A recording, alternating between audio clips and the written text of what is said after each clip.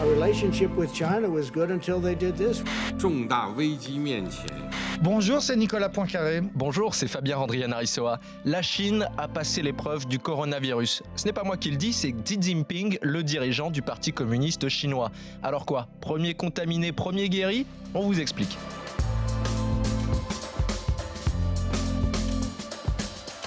Vous vous souvenez de cet été ? En plein mois d'août, des milliers de Chinois entassés les uns sur les autres sans respect des gestes barrières pour une pool party à Wuhan, l'épicentre de la pandémie l'hiver dernier et où le masque n'est maintenant plus obligatoire. 3 bonnes raisons d'écouter ce podcast avec Nicolas. Parce que la Chine est effectivement le premier pays qui proclame avoir vaincu le coronavirus. On va vous donner les chiffres, on va se demander comment ont-ils fait. On va se demander aussi s'il faut croire qu'ils puissent maintenant sauver le monde avec leur vaccin.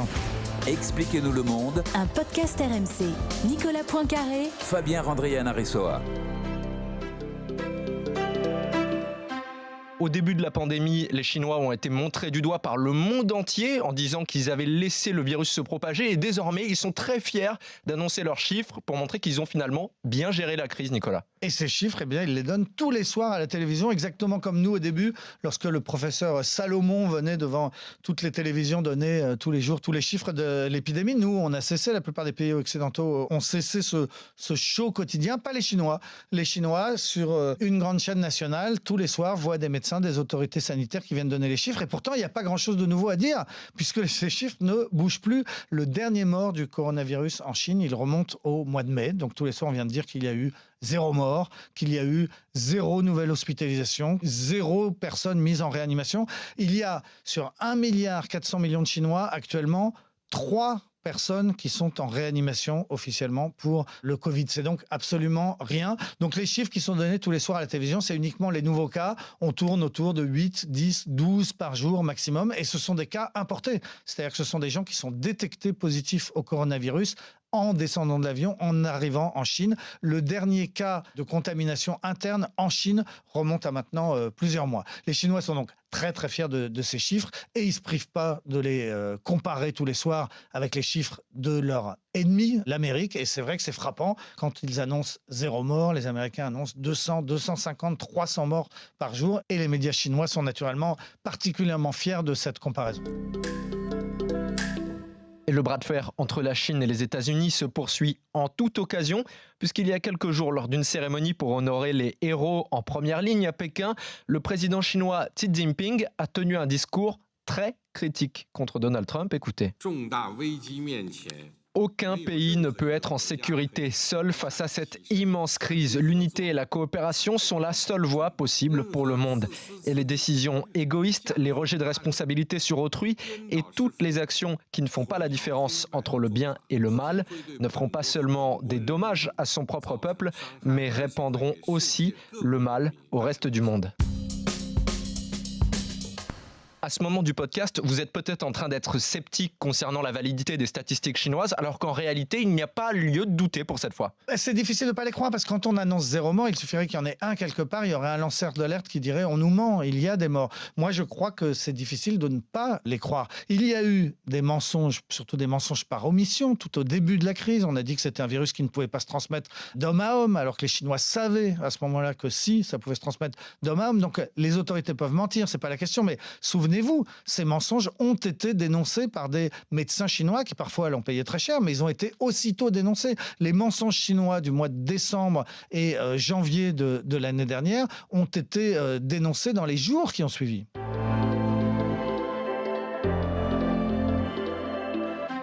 Pour arriver à ces chiffres qui font rêver le monde entier, les Chinois ont appliqué leur méthode de gestion de crise façon dictature. Oui, alors il y a la gestion de la crise et puis il y a quand même une part de mystère. Comment ont-ils fait pour vaincre le coronavirus ? On sait sans savoir, ou on sait qu'on ne sait pas exactement. Il y a une part qui est celle de l'organisation du pays. C'est une dictature, la Chine. Donc quand ils ont confiné tout le monde, la région du Hubei et la ville de Wuhan, c'était du confinement qui ne rigolait pas du tout. Bien au-delà de ce qu'a pu faire une démocratie. Le jour où on a dit vous circulez plus, les Chinois ils n'ont plus du tout circulé du jour au lendemain. Par exemple là où c'est en train de rentrer dans l'ordre, Les universités de Wuhan ont fait leur rentrée cette semaine. Des dizaines, des centaines de milliers d'étudiants sont retournés à la fac. Pour y retourner, ils ont tous dû présenter un test de négativité.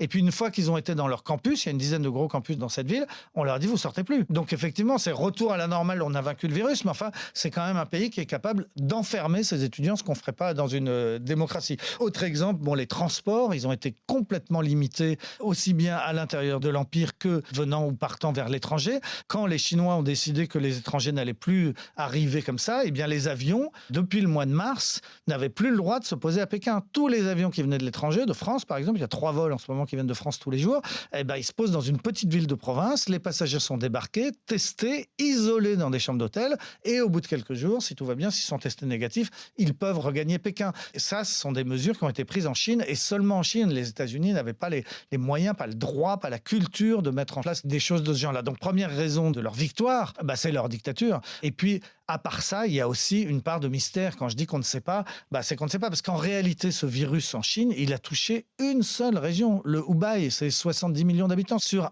1,4 milliard. Donc c'est petit, le Hubei. Et c'est la seule région qui a été vraiment touchée. Tout le reste de l'Empire n'a été touché de façon totalement anecdotique. Et pourquoi ? On ne sait pas. C'est là où il y a un mystère. Pourquoi est-ce que le Vietnam voisin, 100 millions d'habitants, en est à 45 morts ? 45 morts pour 100 millions d'habitants. On ne sait pas pourquoi le Laos a aussi peu de cas. On ne sait pas. Donc voilà, la région, à part le Hubei, qui est vraiment l'épicentre, le lieu de naissance de cette épidémie, la région, globalement, n'a pas été très touchée. Et donc c'est aussi pour ça qu'elle est la première à s'en sortir.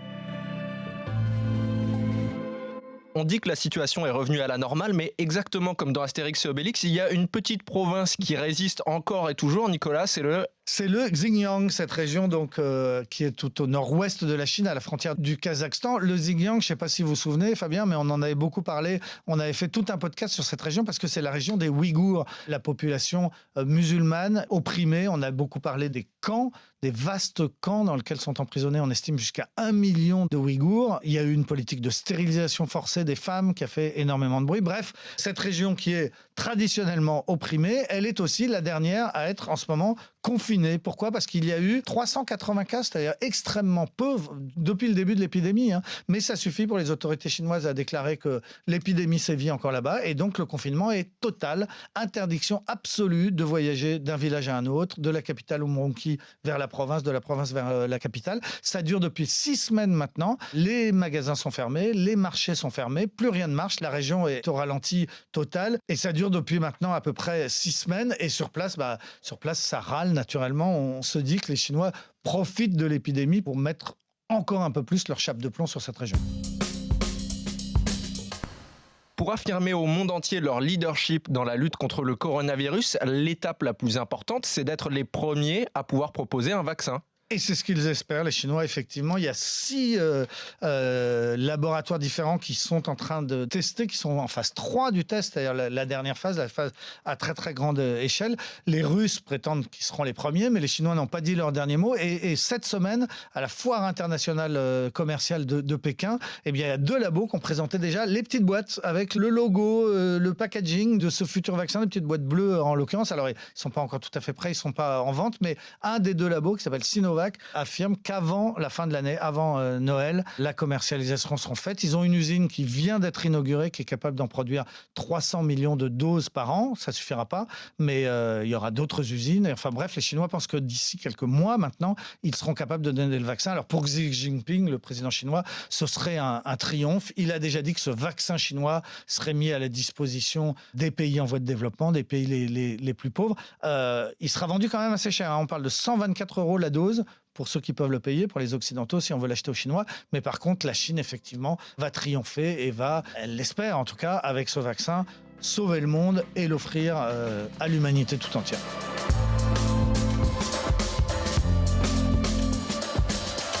C'est la fin de ce nouvel épisode d'Expliquez-nous le monde. Si ce podcast vous a plu, abonnez-vous. Nous sommes sur toutes les plateformes de streaming, sur le site et l'application RMC.